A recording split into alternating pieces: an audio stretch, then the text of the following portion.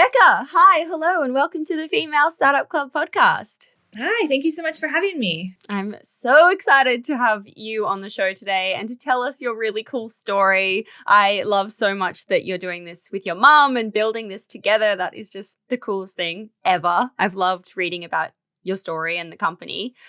Can you start by, can you start by introducing yourself and what the company is?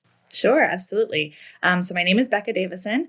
I guess I now call myself an entrepreneur, but I certainly didn't have that title in my kind of prior. I've done a bit of a pivot kind of in my life. I kind of started my professional career in a corporate world and lived in New York City and kind of did the hustle and bustle of the day job.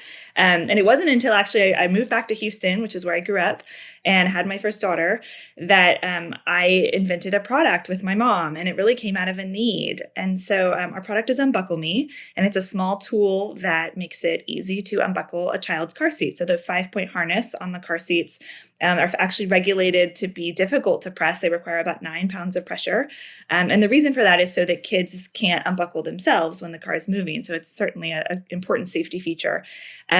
But that's really the need that kind of prompted us to start our business around this product. And we've grown since then, and we have other products, but that's really, in a nutshell, what we are. Oh my gosh. Love it. Love it. Love it. Can we go back to where the story actually starts and that kind of aha moment that I'm sure happened for you or your mum? Yeah, absolutely.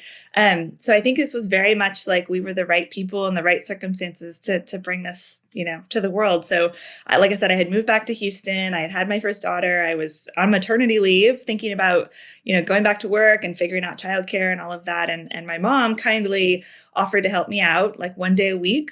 She lives nearby in the neighborhood. And I was like, well, that's great. Win-win for everyone. She was so excited. This is her first granddaughter. She was so excited, to have her one day a week. And it was like she had planned, when she was little, it was mostly just, crawling around the house. But as she got to, 6 months, 8 months, she was like, I'm going to take her to the zoo and to the park. And I'm going to plan these, fun outings and bonding.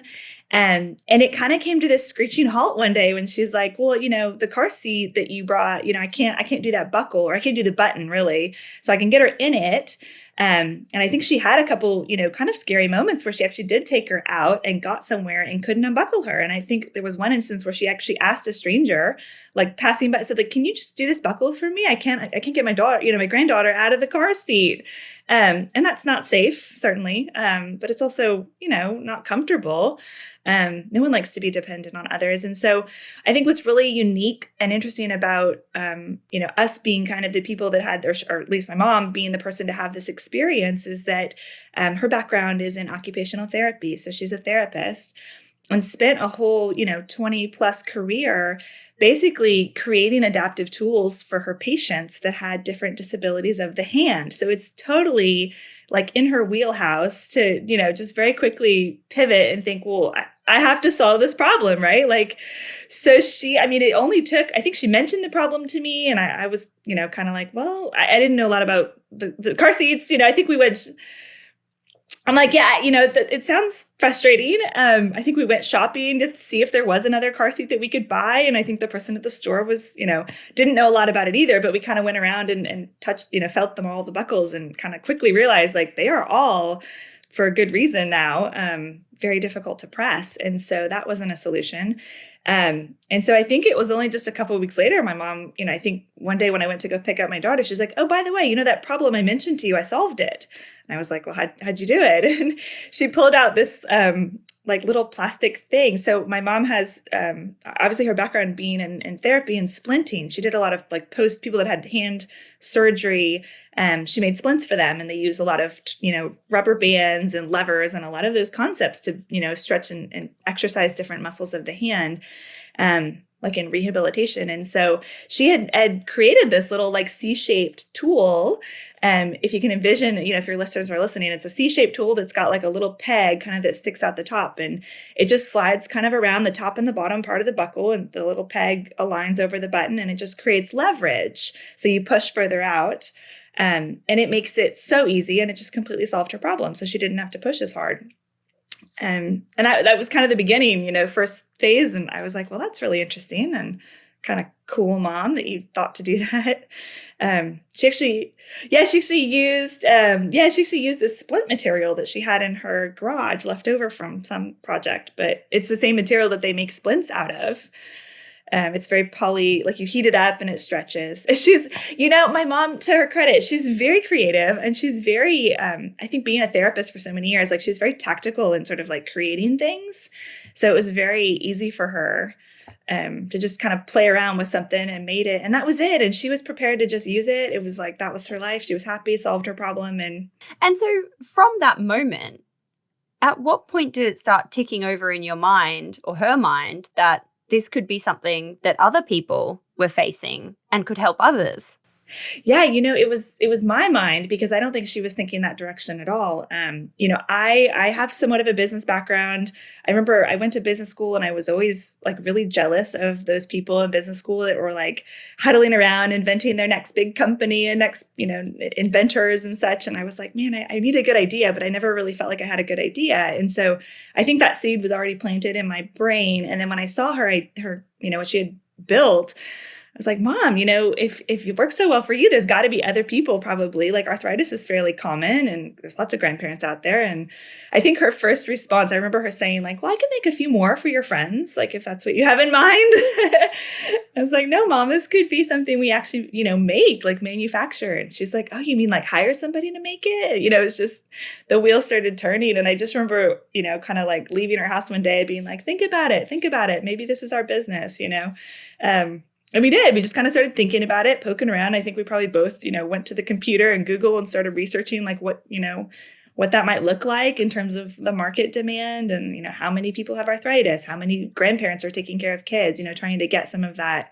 market research. I always tell people like that is such an important step, is sort of just, sizing the market, making sure there's enough people out there that would not only that need it, but that would actually, open up their wallet and give you money for that solution. Like it's enough of a problem that they would pay for something. And so during that research, were you thinking, oh yeah, there's a pool of people here, this is big enough? Because it seems kind of niche on first thought. It does. And so what's really interesting about it, about our story, I think is, first of all, we were very encouraged by kind of the early, the realizing and talking to some hand surgeons that my mom was connected to and different people that, arthritis is really common. And so we found out that really almost a third of women in their 50s and 60s have some sort of arthritis in what's called the CMC joint, which is this joint at the base of your thumb. So it actually is very common. It's more common in women than men. Women have like looser ligaments, I think, biologically, that makes them more predisposed to having arthritis.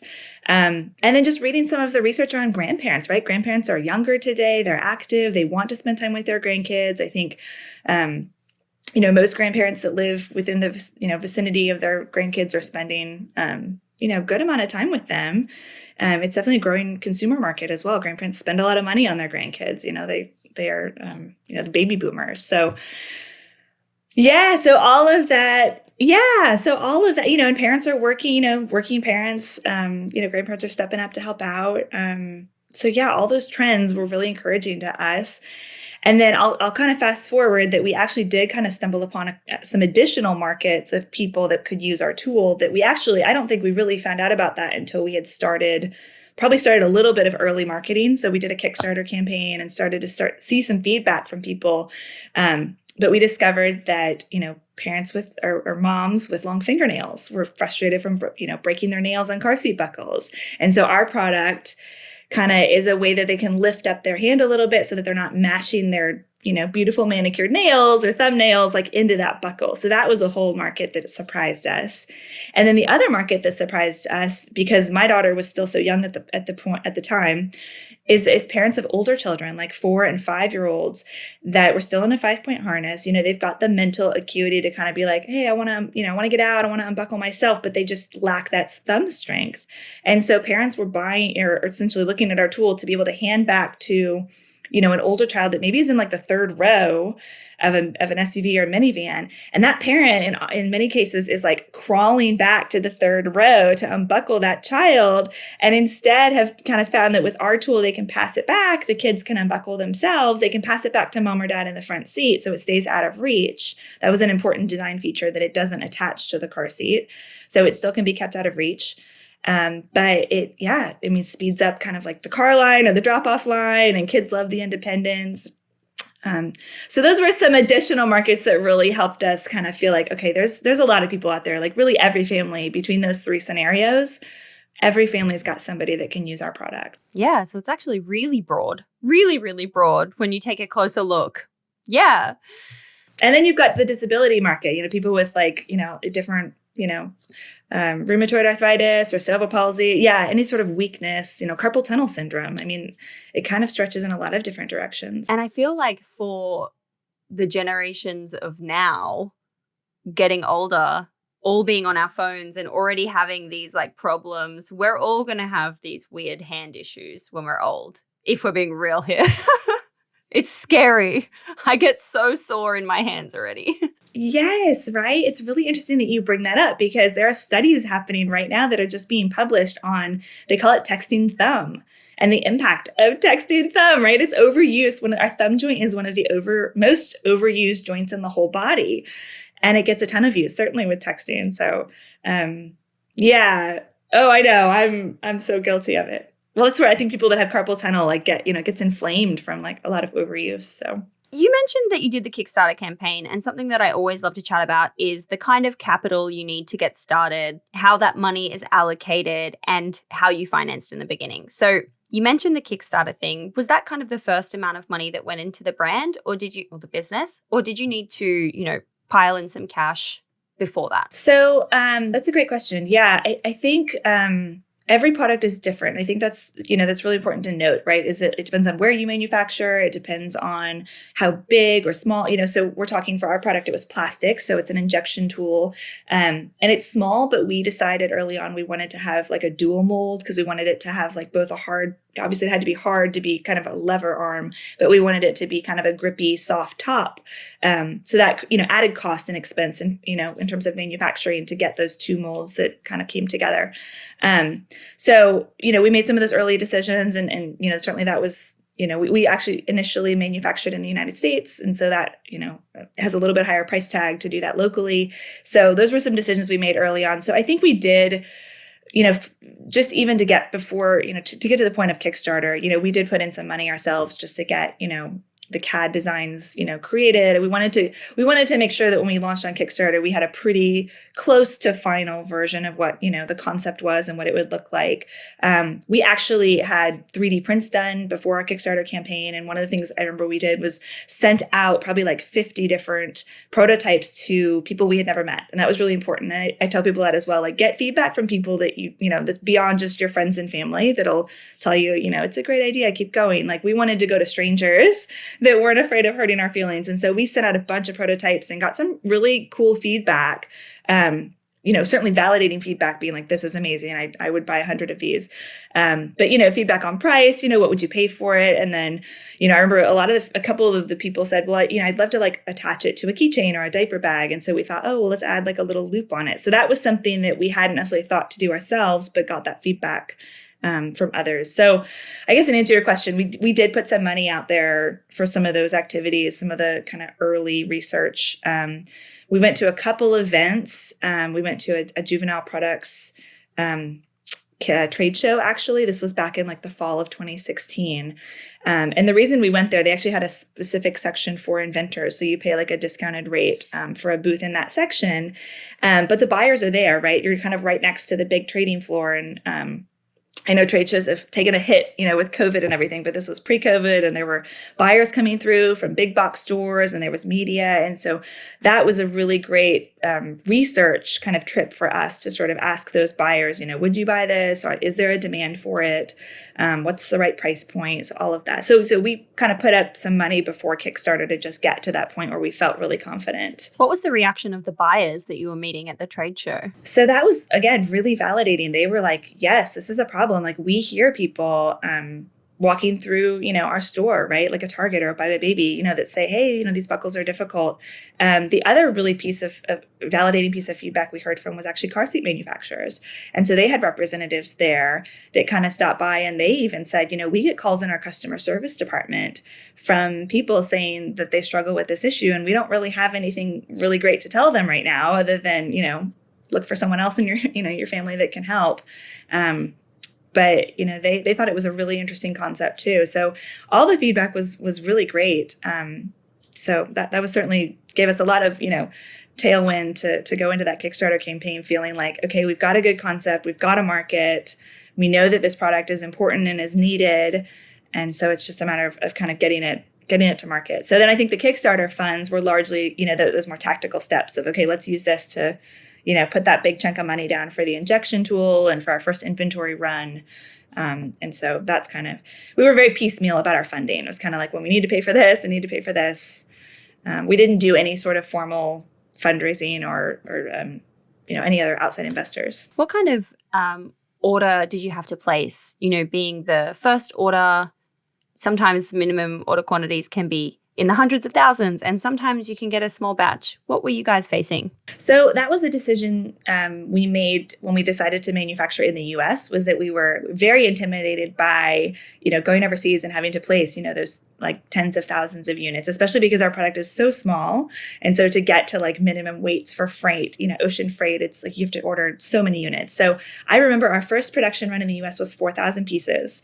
And that seemed like a ton of, Unbuckleme products for us. But it was great that our manufacturer was very responsive. Like we had like a 3-week lead time. So it was very easy. I think we even placed our first reorder like maybe before he even delivered the full 4,000 pieces. So we were very much kind of patching on, ordering like, 1,000 at a time. It was very, and I could credit that to our manufacturers. They were really great to work with, especially in those beginning few kind of months to figure out what our demand would look like. I do want to talk about the beginning few months now and sort of that launch phase.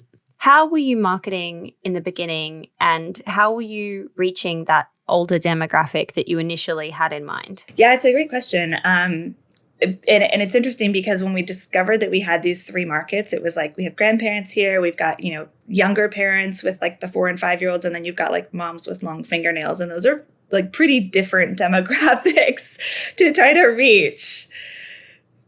Right? It's like those people are, those are different consumers. And so I think that, if I'm being honest, I think that challenge has stuck with us even through the years of like, how do we, make our marketing dollars efficient when we're kind of going in different directions? So I think the answer to the question, it's a little bit unique kind of by market. I mean, we certainly have focused heavily on the grandparents because that's kind of our, very much aligns with our heart and our story behind this. And so, certainly social media has been a big part of it. So Facebook, my mom's on Facebook and Instagram personally. So we know that grandparents are there, and so that's been a great way to connect with those people. We've done, other various kind of marketing things over, different partnerships, collaborations. We've tried to get, PR stories or media, placements in places where grandparents are reading and looking and paying attention to. We did a couple other trade shows. We connected early on with a couple of trade shows that got us into several, mom and pop retailers. I think we had one show where we got like 25 purchase orders from like mom and pop retail stores across the country. So that was fun, just to feel like we're growing out of Houston and we're kind of getting out there locally in different communities. And word of mouth too. It's one of those things. I think we always see a huge spike in sales right around like August, September. And at first we were like, what is this? There's no holiday here really. But we realized it was back to school season. And I think that's when people are with their kids in car seats, talking to other moms and parents and grandparents. And, it must come up, I think, in different communities of, especially thinking about those kind of 4 and 5-year-olds that are, back to school, and parents are being rushed in the car line and they're having to get out or go around the car door and open their kids. So that's been kind of a fun surprise of like, we get this like fall peak in sales. It's like almost as good as the holidays. So wow, that's so cool. How interesting. What have been the key moments of growth since that kind of time? Like if you're to look back at the last few years at what's moved the needle and really gotten you out there? Yeah, I mean, I'd say early on, post Kickstarter, we started selling on our website, but I think Amazon, going on Amazon was a big growth opportunity for us in the beginning because, Amazon has such a built-in audience of people that just love to shop on Amazon. So, focusing on building out our presence there, getting reviews, getting kind of some advertising going on Amazon was really great. And then obviously, the SharkTank experience, I would say, was like a real launching point for us. And that was just last year. last May. So it's been almost a year, almost exactly a year since that experience. And I think things have just really exploded for us since then in a lot of different ways, and a lot of, new distribution opportunities. And we were just on Good Morning America a couple of weeks ago that came out of that SharkTank experience. So yeah, just a lot of, I think, exposure. And we always think like reaching so many people through those things has like an amplification to reaching more people, because everybody you sell one to, hopefully they're showing it to people, talking about it, giving it as gifts.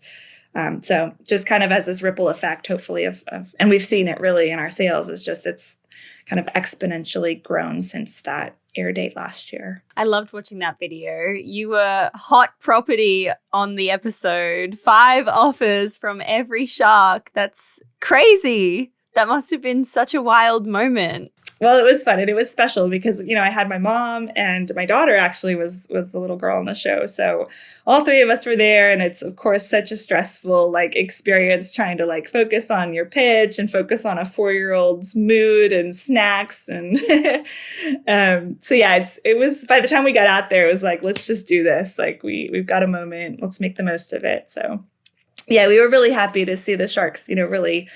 And Kevin asked a very similar line of question. If you watched it, he's like, is this a narrow market? Is this just grandparents with arthritis? And I think once we started to explain, it is, and grandparents with arthritis are not to be, dismissed. That is our key market, but that there are kind of other markets as well that have helped us grow in other spaces. Something I was wanting to ask, and other people bring this up from time to time too, as in listeners, that I'm just curious about in general, but related to you.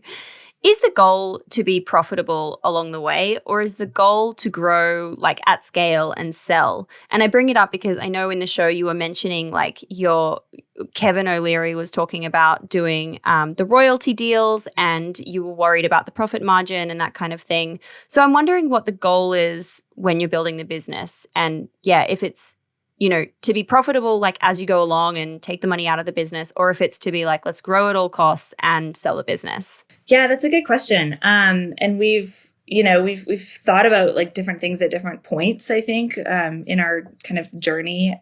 Certainly early on, we were not looking to take any money out of the business. It was just, put everything in, whether it's buying inventory, or marketing. It was we just, we have to get this out there. We have to say yes to all these opportunities, even if they cost money, even if it's going to an event that we have to, pay more money to go. Let's just go.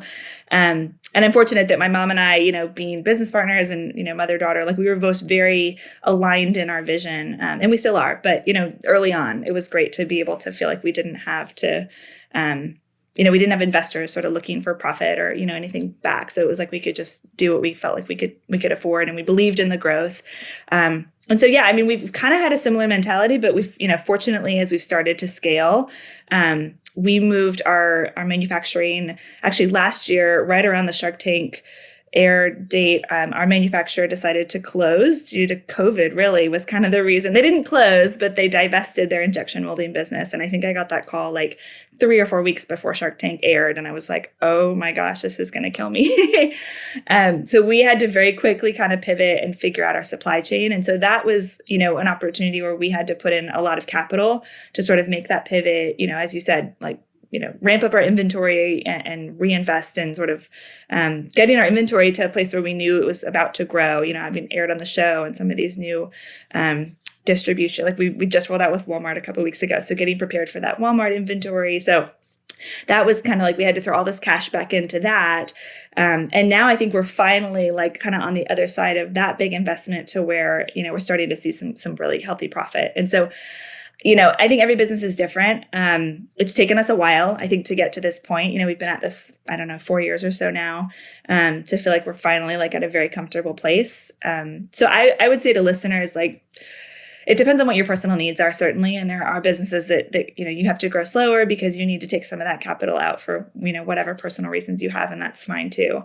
But we've been lucky, I think, that we've been able to sort of throw it back all into the business, grow, fairly quickly and get to where we are today. So it's different for every business. I think it's so tough when you talk to other people because it just depends so much. I think it's just interesting hearing different people's perspectives to understand like why people choose a certain way or spark a thought in someone else's mind like, oh yeah, I hadn't thought of that before. Always find it interesting to dig in. Yeah, and I do think, one thing one of the great things about going on Shark Tank, I think, is that it really forces you to like get your numbers squared away and to really study the numbers, they always say. And it's a great exercise, and it's one exercise that I think it's Kevin O'Leary that's like, if you don't know your, customer acquisition costs, you're definitely losing money. Like I think he says that, and I think it's easy to get kind of carried away with marketing sometimes, and you see like you see the revenue, and you're so excited by that. But I think it's really important to get down to that margin math, so to speak, and make sure that. It's fine to reinvest capital back in marketing if that's what you decide to do as a business, but it is really important to make sure you're running the numbers and making sure that you're not putting too much into marketing, figuring out what your cost of customer acquisition is and making sure that you're still staying within, the appropriate range so that you have a path to profitability. Because I think that can be scary when businesses sort of blindly, they're focused on the product, focused on growth, and don't realize that maybe they're giving away too much margin and then kind of wonder later why they're not profitable. So I think it's a discipline that is really important for every entrepreneur to make sure you have that in place. Because our product is $14.99 and we sell to retailers for $7.50 for half of that mostly. So there's not a lot of margin to work with. So it does limit us. And so as much as we were putting money back into marketing, we had to be mindful. Like once you pay for the product and pay for shipping, everything that goes into it. There's only a finite amount of money left to make sure that we still are going to be profitable at the end of the day. So I think that's important. Yeah, absolutely. Thank you so much for sharing that. I want to ask you about patents. I saw that you patented the product. How do you patent a product in simple terms? So we focus on the US. It's a process. I could spend an hour talking about the process for patenting. But I do recommend it. It's been a huge asset for us as we've grown because we have seen knockoffs come up here and there, and it's been really really powerful for us to be able to defend our market space and our intellectual property. But essentially, you file an application with the patent office, and you usually wait a year or so, and then you kind of start what they call prosecution. So you work with your attorney and kind of go back and forth. And what you're really trying to do is kind of define the moat, essentially, like how broad or how narrow kind of is that circle around your invention. And so obviously, as the inventor, you're trying to make it as broad as possible. And the examiner usually at the patent office is kind of trying to make sure that you're still within the bounds of what you can claim. You're not trying to just claim, any plastic tool under the sun, right? They can't give you those patent rights, but trying to figure out kind of what the language is that explains what you've claimed, essentially what your invention is. And it's such an interesting profession. I've thought often, like if I could go back and reinvent my whole life, like maybe I'd be a patent attorney because I find it like a puzzle. It's very fascinating.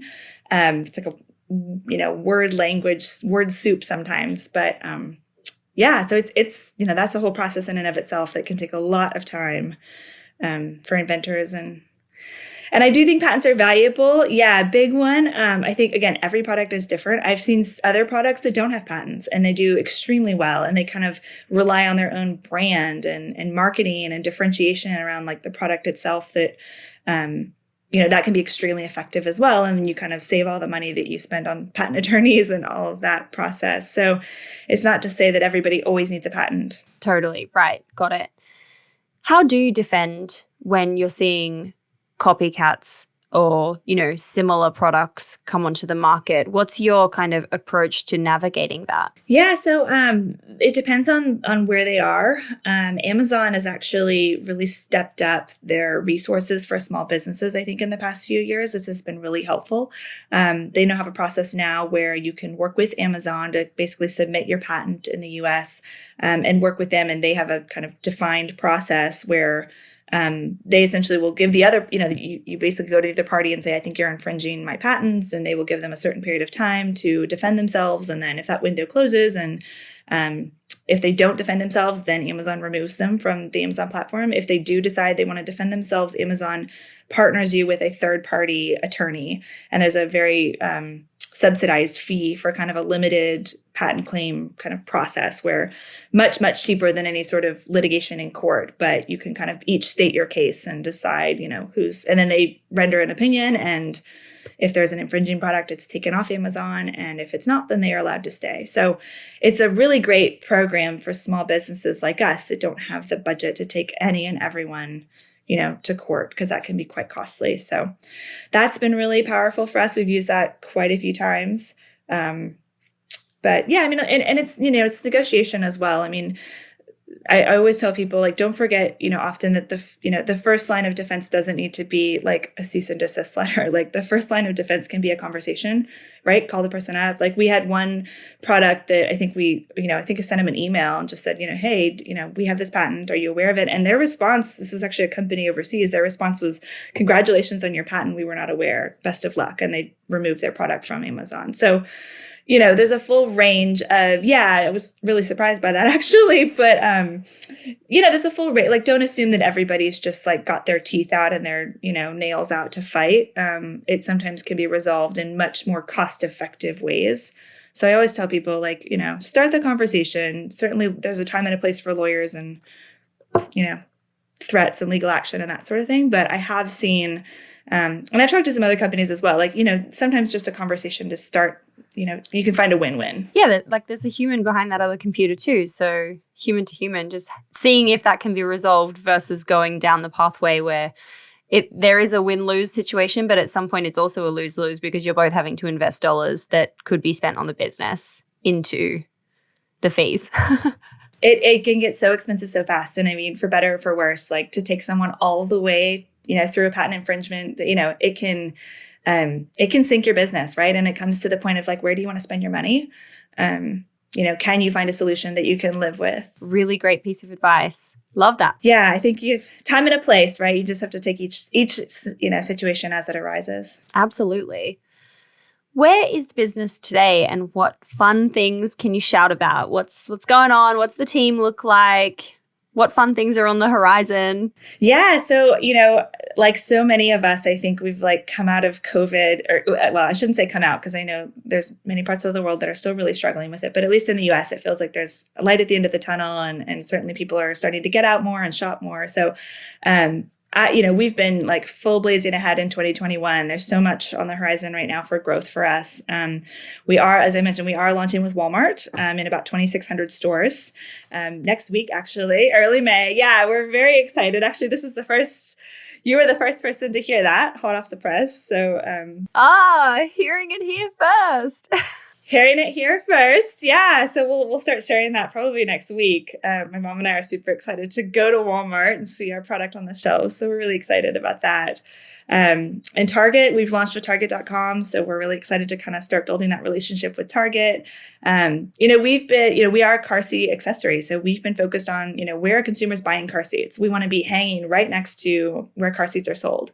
And so that's driven us to, to Target, to Walmart, to resell and buy my baby. We've been there a couple of years. Which is part of Bed Bath & Beyond. So we're trying to, be in those kind of big box locations. Amazon's been, just growing for us exponentially. I think SharkTank has helped that just kind of wave of attention and focus. So that's been really, really exciting. But beyond that, what I'm really excited for our business is I think I've kind of taken a pause this year and kind of tried to figure out where do we go next from here? What's the next step for our business? And for us, it's into new products. And so we're really focused on new product development.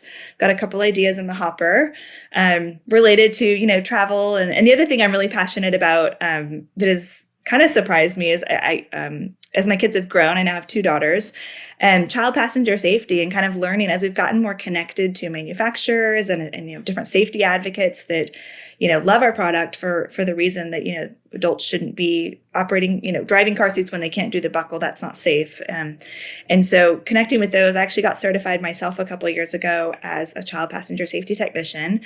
And so, expanding that, awareness about different products that are, smart, certainly innovative and helping solve problems, but also safe. I think that's one thing that, there's a lot of accessories on the market today that just aren't safe. They're not, they're detracting from the safety and efficacy of those car seats. So, our vision for our company is to create and promote products that are safe and that have the recommendations and endorsements from the safety experts out there.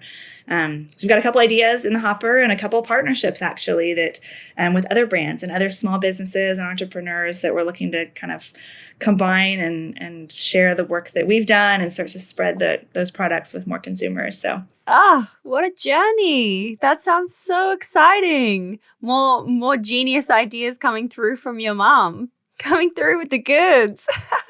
Yeah, we hope so. Exactly. We were just on a call yesterday. She's laughing because I think she feels like some of her splint making material is like old or cracking, and she's like frustrated she's not able to do as many of her prototypes. So she needs to resource her prototyping material. Oh my gosh, that's so funny. I love that. What advice do you have for women who have a big idea and want to start their own business? Gosh, it's so fun. Just having the flexibility of running my own business and being a small business owner is just the greatest joy. So I'd say, try to make it happen. Two things that come to mind. One is research, as I mentioned. I think it's really, really important to make sure that you're kind of backing the right horse, so to speak, and making sure that you've, done the market research. Make sure, if it's a product, make sure that, that there's a market to buy it and a price point, that you're able to sell it for that also makes you a little bit of profit on the back end. So doing all that research up front, I think, is very, very important. What advice do you have for women who have a big idea and want to start their own business? Yeah, I'd certainly recommend it. I think it's a lot of fun, and I love having, the autonomy to manage my own schedule and manage my my day-to-day. So I think research is a big part of it. I think you want to make sure that you're, backing the right horse, so to speak. And if it's not the right idea, I'd say, do the research, run the numbers, make sure you've got the numbers in the margin. If it's a product, for example, that you've got a price point that you can sell it for, and, that gives you a little bit of margin. But also don't be afraid to pivot. I think that's the other thing is, I've had friends, that maybe start something and they find out, through market research that maybe it's not the right idea. Maybe, don't go too far. I think be afraid to accept failure and recognize maybe there's another idea that's better for me. And you never know where that's going to lead. If one door closes, right, there might be another avenue or another path. So, and think big and think creatively, right? It doesn't have to be a product. I think that there's, service-based businesses, there's education, there's so many different business models, I think today, of ways to start businesses. And I know people, that maybe start, as with a product and then find out that there's, a demographic that wants to learn more about how they made that product. And so they've kind of pivoted into an education space, or a blogging space. So, I'd say just, be creative, be thoughtful about it, do the research, and have fun with it, right? Believe in yourself, believe in your idea. No, don't take no for an answer. No is not, no forever, just no for now. Maybe it's yes later. So, persistence and perseverance, I think is key. It is absolutely key. Cool. So at the end of every episode, I ask a series of 6 quick questions. Some of the things we might have covered already, but I always do the recap. So question number 1 is, what's your why? Why do you do what you do? Yeah, so I think the customer reviews are really what drives me. Seeing those people, especially the grandparents, right? That take the time to write a paragraph review about how this small piece of plastic has enabled them to spend time with their grandkids, right? And bond with them and make memories with them. And, even just, I think about my mom and the time that she gets to have with my kids and taking them out to do stuff and the memories my kids are going to have of those special times with their grandparents. So, just seeing the responses from people is really what drives me and makes me feel like I'm doing something important. Yeah, wow, that's really special. Gosh. Question number 2 is, what's been the number 1 marketing moment that made the business pop? I have to say Shark Tank. Just this past year has been kind of taken us to the next level in terms of exposure and sales and everything that comes with that. All the distribution opportunities, the connections with those buyers. we'd had those conversations. I kind of found the buyers and I tried to reach out to them, for different retailers. And it felt like after Shark Tank, it was like, I got just different kinds of responses and interest. And so I'd say that was a huge jumping point for us. It was inbound, not outbound. Exactly. It's like, oh, I want to talk to you now.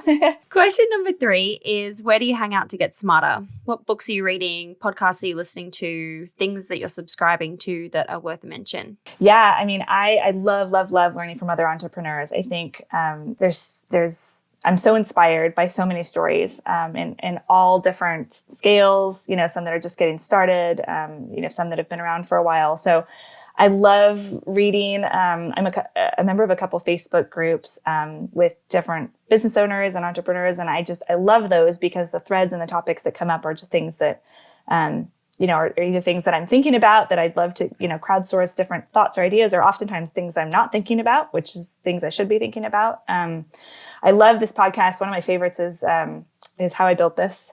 And I think there's, he has amazing different speakers. And so that's one of my favorites that I watch or listen to everyone while I'm walking outside. I always try to get outside. I will say exercise isn't top of my priority list these days because I've got so many competing things to do, but I do try to get outside, every day and listen to podcasts. So amazing. Love Guy Raz. Question number 4 is, how are you winning the day? What are your AM or PM rituals and habits that keep you feeling motivated and happy and successful? Yeah, it's a great question. I think that's really important. Mental health and just kind of finding ways to unplug and enjoy the day. To me, getting outside is a big part of it. And I'm fortunate we live in Houston that most of the year, the weather is such, it might be a bit hot, but at least we can always get outside and try to walk around and clear my head. And sometimes I feel like I do my best brainstorming and thinking when I'm not at my desk and I'm walking around. And then I have 2 little kids. So, they're a huge part of my day and I need to make sure that I kind of plug in with them and make sure they're feeling validated and, more or less emotionally stable by the end of the day. So I think those 2 things, in addition to the business, really kind of round out my day. Question number 5 is, if you only had $1,000 left in the business bank account, where would you spend it? That's a really good question. And I was thinking about that. I have a kind of interesting answer. I think I would say on inventory. And I say that because I think we've been through struggles of the past couple of years when we've, for instance, when we had to change manufacturers and we were short on inventory. And it's the worst feeling when, you have customers wanting your product, but you don't have the product to sell to them and having those delays and, people just even saying like, day to day, I can't take my kids out. Like, when are you going to have your product back in stock? So I'd say inventory, because I think there are so many creative ways, even without $1, to try to market your product, whether it's, finding the right communities. We've been fortunate to find, other car seat experts and child passenger safety technicians that talk about our product for free. And we've tried to offer them, affiliate revenue. And they're like, no, save your money. Like, I believe in your product and we want to share it. So I think you can find those creative, low-cost marketing tools if you have something to sell. So I'd say inventory. Yay for you. And last question number 6 is, how do you deal with failure? What's your mindset and approach when things don't go to plan? Yeah, it's a great question. I think it's about breaking it down to kind of that next tactical, like what comes next, right? I think I tend to be a very results oriented person. So if I'm struggling with something, I think it helps to sort of break it down into like, okay, if it's some big failure, like what does that mean? Like tactically speaking, what is the next path forward? Is it that's, no longer a relationship or an opportunity? And so maybe is there a different one? Or is it, no for now, let's keep trying a different way or approach it differently? There's so many, it depends on what it is, but I think, we've certainly had our share of challenges. But it's just sort of taking a deep breath, realizing like, this isn't the end of the world. Like, there is a path forward and I just need to find it. Amazing. Becca, thank you so much for taking the time to share your story and learnings with us on the show. I've really loved meeting you. Thank you. You too.